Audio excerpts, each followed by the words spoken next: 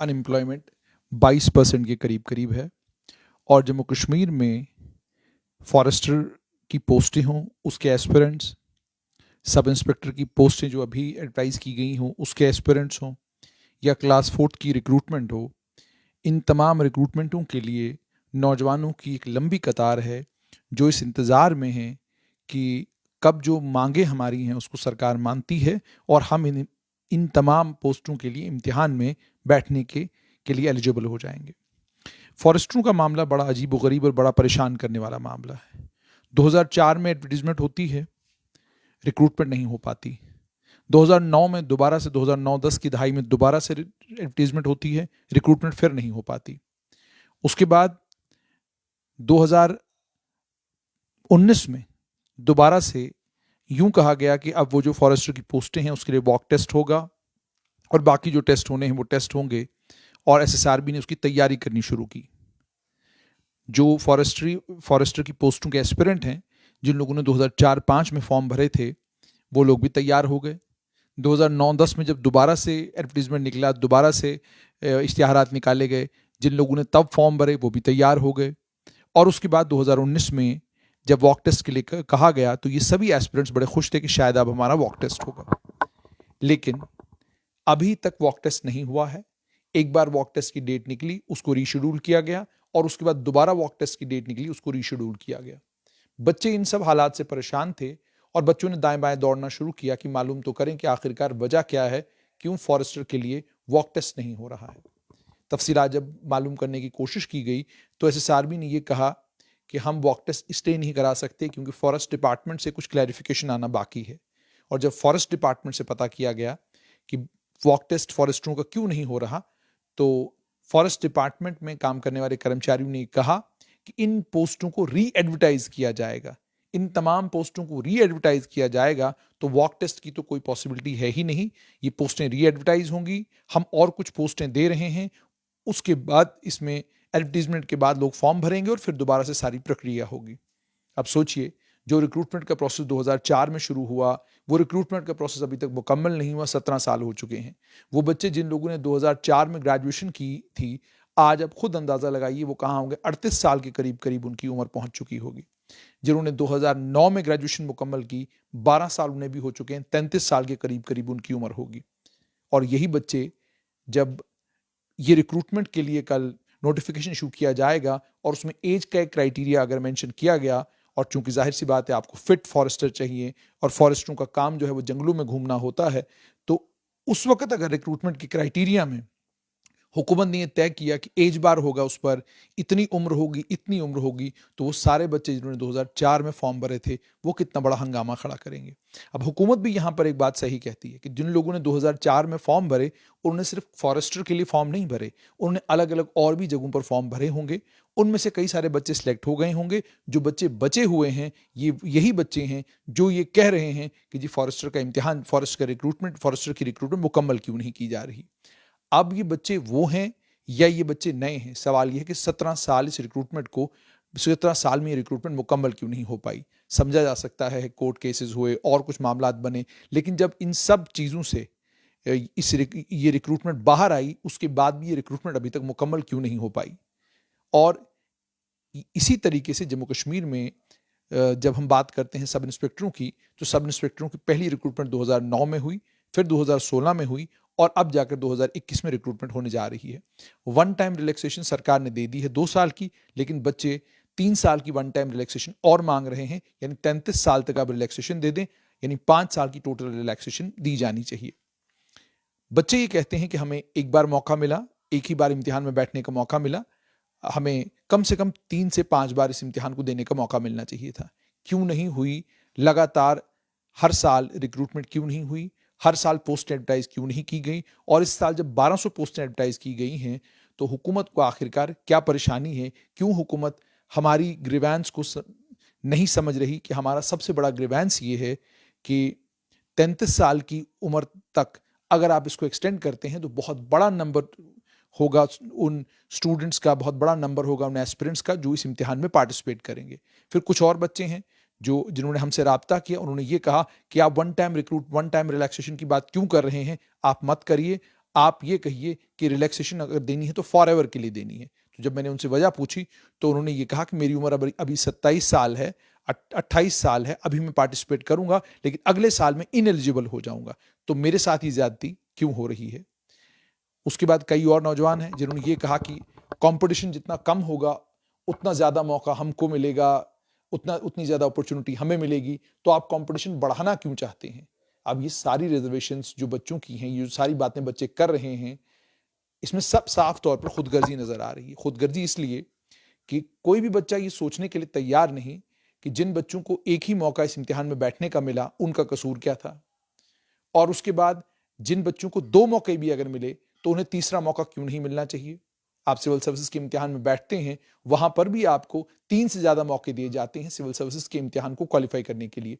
तो sub inspector के इम्तिहान में इस कानून को क्यों ना फॉलो किया जाए। और दूसरी सबसे बड़ी बात, जहां बच्चों की खुदगर्जी एक तरफ, वहीं दूसरी तरफ एक और बड़ी इंपॉर्टेंट बात है, सरकार ने कितनी बार ऑर्डर्स इशू किए, जिन ऑर्डर्स में सरकार ने साफ तौर पर यह कहा कि जनवरी के महीने में पोस्ट जो है वो रेफर हो जानी चाहिए, पोस्ट जो है जीएडी को आपने भेज देनी है, अलग अलग डिपार्टमेंट्स को, कि भाई आप जो हैं अगर आपके पास कोई पोस्ट हैं खाली हैं तो पब्लिक सर्विस कमीशन में रेफर करने के लिए आपको जीएडी को तमाम पोस्टें रेफर कर देनी है। इसी तरीके से ये अलग अलग डिपार्टमेंट्स को भी ये कहा गया कि अगर आपके यहाँ वैकेंसीज हैं तो फॉरन उन वैकेंसीज को आप इंडेंट जो है वो आप एसएसआरबी को भेज दिया करें, वो आप पब्लिक सर्विस कमीशन को भेज दिया करें। लेकिन क्या डिपार्टमेंट उस कानून, उस ऑर्डर को फॉलो करते हैं? बिल्कुल नहीं। अगर डिपार्टमेंटों ने उस कानून को, उस ज़ाब्ते को कभी फॉलो किया होता तो शायद जम्मू कश्मीर में आज नौजवान इस परेशानी का शिकार नहीं होते जिस परेशानी का शिकार आज नौजवान है। तो कसूर सरकार का हो, कसूर सरकारी बाबू का हो, और सजा जो है वो बच्चों को मिले, और उसके बाद बच्चे आपस में झगड़ते रहें इस बात के ऊपर कि जी वन टाइम रिलैक्सेशन देकर आप 5 साल तक 33 साल के बच्चों को एलिजिबल कर रहे हैं, आप हमारा कंपटीशन जो है वो बढ़ा रहे हैं।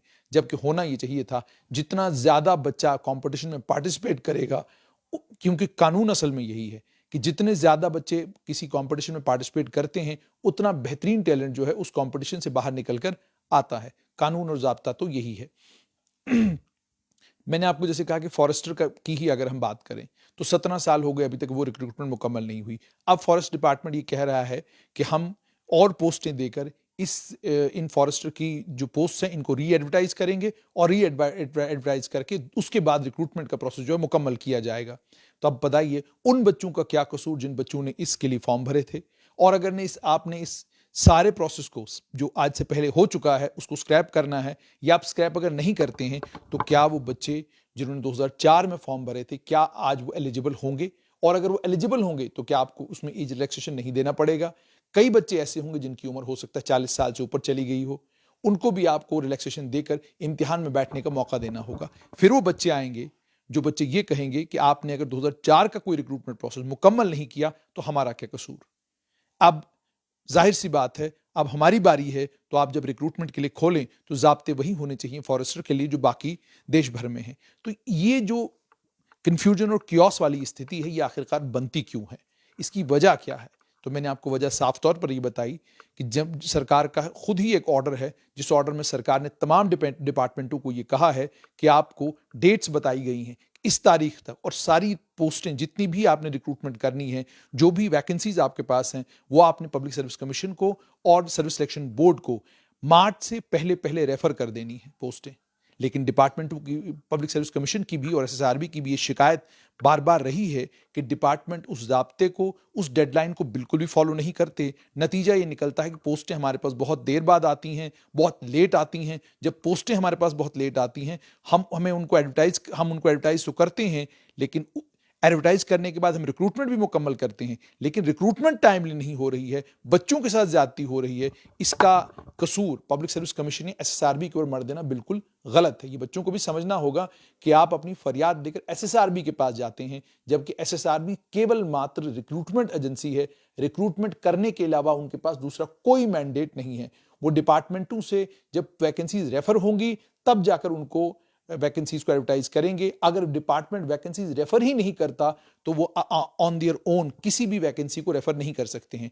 डिपार्टमेंट कहता है पोस्ट को एडवर्टाइज करो तो पोस्ट एडवर्टाइज होंगी, डिपार्टमेंट कहता है पोस्ट एडवर्टाइज नहीं होंगी तो इसका मतलब है कि पोस्टें एडवर्टाइज नहीं होंगी, पोस्टें वापस ले ली जाएंगी।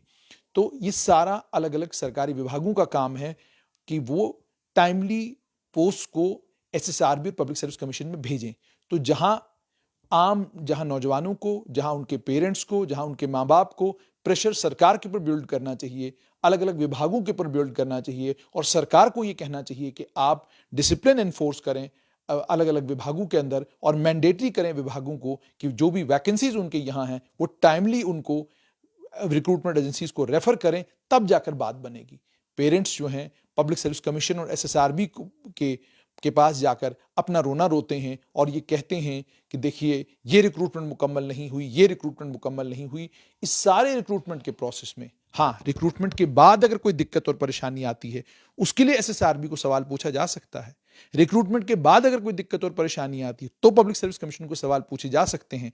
लेकिन रिक्रूटमेंट से पहले भी और रिक्रूटमेंट मुकम्मल होने के बाद भी डिपार्टमेंट हैं जिन डिपार्टमेंटों को ये सारा कामकाज देखना है। बहुत सारी ऐसी रिक्रूटमेंट्स हैं जो लिटिगेशन का शिकार हैं, कोर्टों में हैं, तो लॉ डिपार्टमेंट से सवाल पूछना है कि जी अगर ये सारी चीजें लिटिगेशन का शिकार हैं तो आपके ऑफिसर जो अलग अलग डिपार्टमेंट्स में काम करते हैं उन ऑफिसरों को आप ये क्यों नहीं कहते कि आप टाइमली इन केसेस को टेकअप किया करें और जब इन केसेस की डेट होती है आप वहां पेश हुआ करें ताकि इन केसेस का जल्द से जल्द निपटारा हो और बच्चों की टाइमली रिक्रूटमेंट हो। तो ये एक जाब्ता है जिस जाब्ते के तहत काम होते हैं। अब जैसे मैंने आपको कहा फॉरेस्टर के लिए पोस्टें री एडवर्टाइज होने जा रही हैं। यूं कहा जा रहा है कि शायद और ज्यादा पोस्टें ऐड की जाएंगी, मगर अब वो बच्चे जिन्होंने 2004 में, 2009 में या उसके बाद के सालों में जिन बच्चों ने फॉर्म भरे हैं वो पूछते हैं कि हमारा कसूर क्या है। सब इंस्पेक्टर की रिक्रूटमेंट का जहां तक ताल्लुक है 2 साल की रिलैक्सेशन मिली है। बच्चे हमने 5 साल की मांगी थी, 2 साल की जो हमें मिली है इसका हमें फायदा नहीं हो रहा।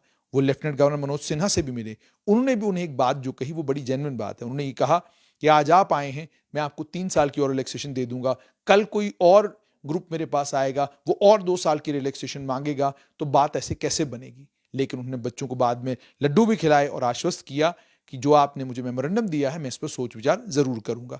आने वाले दिनों में हो सकता है सब इंस्पेक्टर की रिक्रूटमेंट में सरकार कोई और फैसला ले, लेकिन जो फैसला सरकार ने लिया है उस फैसले को भी सरकार ने अभी तक प्रॉपर्ली इंप्लीमेंट नहीं किया है। वो जो 2 साल की एज रिलैक्सेशन मिली है ऑन ग्राउंड अभी भी वो 2 साल की एज रिलैक्सेशन एप्लीकेबल नहीं हुई है।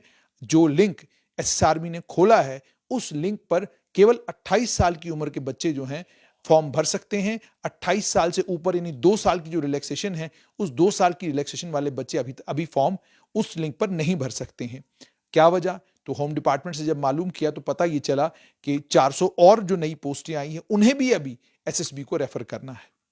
यानी अब जाकर 400 और पोस्टें जो है उनका इंडेंट तैयार होगा और एसएसबी को रेफर किया जाएगा। साथ में ही ये जो एज रिलैक्सेशन 2 साल की दी गई है, इस एज रिलैक्सेशन का भी ऑर्डर जब तक एसएसआरबी के पास पहुंचेगा नहीं तब तक एसएसआरबी 28 से 30 साल के बच्चों को अलाउ नहीं कर सकता कि वो वेबसाइट के ऊपर आकर जो है उस पर फॉर्म भरें। ये भी जानकारी मुझे मिली है कि अगर इसमें कोई डिले हुआ तो फॉर्म भरने की डेट जो है वो एक्सटेंड की जा सकती है।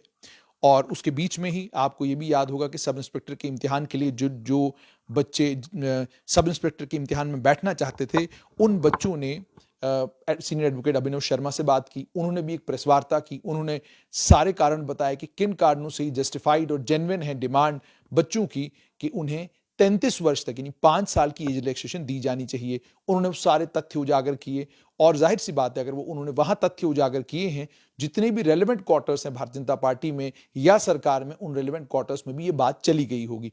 असर कितना होगा ये आने वाले दिनों में देखना होगा। लेकिन ये सारी दिक्कतें और ये सारी परेशानियां किस ओर इशारा करती हैं? ये इस ओर इशारा करती हैं कि जम्मू कश्मीर में आज भी सरकारी मुलाजमत एकमात्र साधन है जिससे घर चलते हैं। मैं आज सरकार का आदेशनामा देख रहा था जिसमें सरकार ने 16 नवंबर 2021 को एक चिट्ठी निकाली है और स्कूल एजुकेशन विभाग से कहा है कि क्लास 4th की जो रिक्रूटमेंट हुई है इस रिक्रूटमेंट को ध्यान में रखते हुए जो कश्मीर और जम्मू के स्कूल्स हैं इन स्कूलों में वॉच एंड वार्ड स्टाफ नहीं है, यानी चौकीदार इन स्कूलों में नहीं है। तो इसलिए तमाम चीफ एजुकेशन ऑफिसर्स को और जितने भी जम्मू कश्मीर यूटी के डिस्ट्रिक्ट्स हैं उन सभी ऑफिसर्स को ये कहा जाता है कि आप इन नए अपॉइंटीज को चौकीदार या वॉच एंड वार्ड स्टाफ में फिलहाल एडजस्ट करें।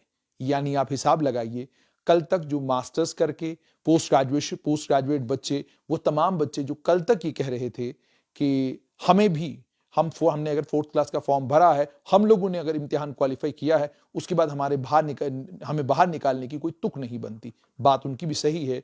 जिस यूनियन टेरिटरी में सिवाय सरकारी मुलाजमतों के और कोई पक्की मुलाजमत ना हो, वहां पर आप चपरासी की नौकरी करने के लिए भी तैयार हो जाते हैं। लेकिन अब हिसाब लगाइए, एक बच्चे के ऊपर जो उसके माँ बाप मेहनत करते हैं, उसके बाद जाकर वो पोस्ट ग्रेजुएट होता है, उसके बाद जाकर वो पीएचडी मुकम्मल करता है, उसके बाद जाकर वो उससे और बड़ी क्वालिफिकेशन, उससे और ज्यादा क्वालिफिकेशन लेता है। लेकिन नतीजतन अगर उसके बाद वो चौकीदार लग जाए किसी स्कूल का, वो अगर नतीजतन वॉच एंड वार्ड स्टाफ के साथ काम करना शुरू करे, तो जरा खुद सोचिए कि माँ बाप क्या सोचेंगे कि हमने अपने बच्चे को इतनी मेहनत करवाई, उसके पीछे हमने अपनी जिंदगी झोंक दी, और उसके बाद जाकर हमारा बच्चा जो है वो स्कूल में चौकीदार लगा है, वो स्कूल में चपरासी लगा है, लैब बेरर लगा है, वो स्कूल में चाय पिलाने का काम कर रहा है। हालांकि कोई भी काम छोटा बड़ा नहीं होता, लेकिन एक पढ़ा लिखा बच्चा, मास्टर्स किया हुआ बच्चा, आज ये छोटा काम, आज ये क्लास 4th का काम करना शुरू जब करेगा, तो उसके बाद एक वक्त जरूर वो आएगा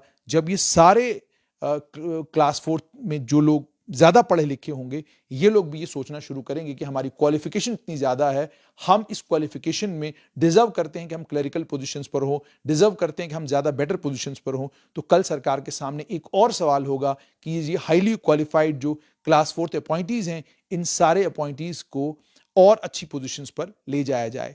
तो मामला बेसिकली यही है कि इतनी पढ़ाई करने के बाद अगर चौकीदार लगना है, वॉच एंड वार्ड स्टाफ में लगना है, तो फिर माँ बाप ये सोचते हैं कि आखिरकार हमने बच्चे पर इतनी मेहनत करी क्यों थी। लेकिन सच्चाई यही है कि जम्मू कश्मीर में सरकारी मुलाजमत के अलावा कोई एवेन्यू नहीं है। अनएम्प्लॉयमेंट 22% के करीब करीब है। प्राइवेट इन्वेस्टमेंट आ रही है, अभी तक जम्मू कश्मीर पहुंची नहीं है। जब प्राइवेट इन्वेस्टमेंट जम्मू कश्मीर में बड़े पैमाने पर आएगी, और उसके बाद जो कॉर्पोरेट सेक्टर जम्मू कश्मीर में है वो वेल एस्टैब्लिश्ड होगा, उस कॉर्पोरेट सेक्टर में जब नौजवान काम करना शुरू करेंगे, तब जाकर कुछ हद तक जम्मू कश्मीर की अनएम्प्लॉयमेंट जो है वो कम हो सकती है।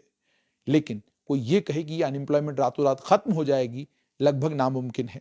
ये हो ही नहीं सकता। ऑलरेडी जहां तक टीचर्स की वैकेंसीज का ताल्लुक है, मास्टर्स की वैकेंसीज का ताल्लुक है, सुनने में ये आ रहा है कि लंबे समय तक ना टीचर की कोई वैकेंसी आएगी, ना मास्टर की कोई वैकेंसी आएगी। एक परेशानी ये।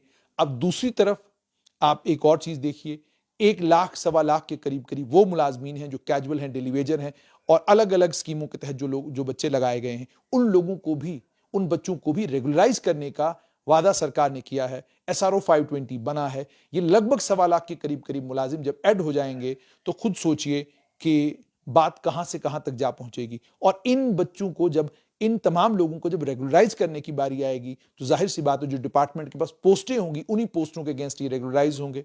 अगर उन पोस्टों के अगेंस्ट रेगुलराइज नहीं होते, कोई नई पोस्टें क्रिएट की जाती हैं, जैसे SRO 520 में सरकार ने कहा था, तो जाहिर सी बात है 22-24 साल के बाद, 26 साल के बाद जिस पोस्ट पर आप उसको लगाएंगे, उसको लेकर भी कल एजिटेशन हो सकता है, हंगामा हो सकता है। नतीजतन हो सकता है उस वक्त की सरकार फिर ये तय करे कि इन्हें फला फला पोस्टों के अगेंस्ट जो है लगा दिया जाए। तो कहने का मतलब ये है, कुल मिलाकर बात यह है कि जम्मू कश्मीर में जब तक प्राइवेट इन्वेस्टमेंट भारी मात्रा में नहीं आती, तब तक सरकारी मुलाजमत एकमात्र साधन है अनएम्प्लॉयमेंट से लड़ने का। लेकिन सरकारी मुलाजमत भी अगर इस तरीके के कंफ्यूजन और कियोस का शिकार हो, जिस तरह का कंफ्यूजन और कियोस SSRB और Jammu Kashmir public service commission में देखने को मिल रहा है, तो यकीन जानिए नौजवान परेशान होने के अलावा और कुछ नहीं कर सकते। सब इंस्पेक्टर की रिक्रूटमेंट हो, फॉरेस्टर की रिक्रूटमेंट हो, जम्मू कश्मीर की सरकार को कोई एक सेल बनाना होगा, कोई एक ऐसा इंस्टीट्यूशन नया बनाना होगा जहां नौजवान कम से कम अपनी गुहार, अपनी फरियाद, अपनी परेशानी लेकर जा सके। नौजवानों के पास चूंकि कोई इंस्टीट्यूशन अभी ऐसा है नहीं, यहां पर एक चुनी हुई सरकार नहीं है, चुनी हुई सरकार के नुमाइंदे नहीं हैं, उसके चलते नौजवानों की सबसे बड़ी परेशानी, जितनी भी परेशानियां उनकी होती हैं, वो परेशानियां वो सोशल मीडिया के साथ शेयर करते हैं, अलग अलग टेलीविजन चैनलों के साथ शेयर करते हैं, वो JK मीडिया के साथ शेयर करेंगे, स्टेट सेंटिनल के साथ शेयर करेंगे, डेली तस्कीन के साथ शेयर करेंगे, स्ट्रेट लाइन के साथ शेयर करेंगे, और यहां से वो अपने इन मसलों का हल और अपने इन परेशानियों का वे आउट ढूंढते हैं। हालांकि ये वे आउट नहीं है। हम सरकार के समक्ष सिर्फ बात रख सकते हैं, लेकिन बात सरकार के लिए ज़रूरी है कि कोई ऐसा इंस्टीट्यूशनल मैकेनिज्म बनाया जाए जिस इंस्टीट्यूशनल मैकेनिज्म के ज़रिए बच्चे अपनी फरियाद सरकार तक पहुंचा सकें और लिखित रूप में भी सरकार तक पहुंचे, और सेंटर्स हों जिन सेंटर्स में बच्चों की काउंसलिंग भी हो और उन्हें ये समझाया भी जाए कि सरकार की क्या परेशानियां हैं, जिन परेशानियों के चलते सरकार आपको सरकारी नौकरी नहीं दे सकती है। जब तक इस तरह के इंस्टीट्यूशन जम्मू कश्मीर में या भारत भर में नहीं बनेंगे, तब तक इस अनएम्प्लॉयमेंट की परेशानी के कारण बच्चे भी परेशान होते रहेंगे, और उस परेशानी की वजह से आप जानते हैं कि बच्चे अलग अलग तरह की चीज़ों में पड़ जाते हैं। उम्मीद और तवक्का ये कि सरकार इन फॉरेस्टर की पोस्ट हों, क्लास 4 की रिक्रूटमेंट का मामला हो, उसकी पेंडिंग पोस्ट का मामला हो, सब इंस्पेक्टर की रिक्रूटमेंट का मामला हो, इन सभी रिक्रूटमेंटों को लेकर कोई एक वाया मीडिया निकालेगी, जिस वाया मीडिया से ये जो बच्चों के अंदर परेशानी है, जो बच्चों जिसके लिए बच्चों के अंदर एंग्जाइटीज हैं, बच्चों की इन एंग्जाइटीज को रिड्रेस करने का काम सरकार करेगी। तब तक ये सब करते रहना पड़ेगा जब तक जम्मू कश्मीर में प्राइवेट सेक्टर, कॉरपोरेट सेक्टर मजबूत नहीं होता।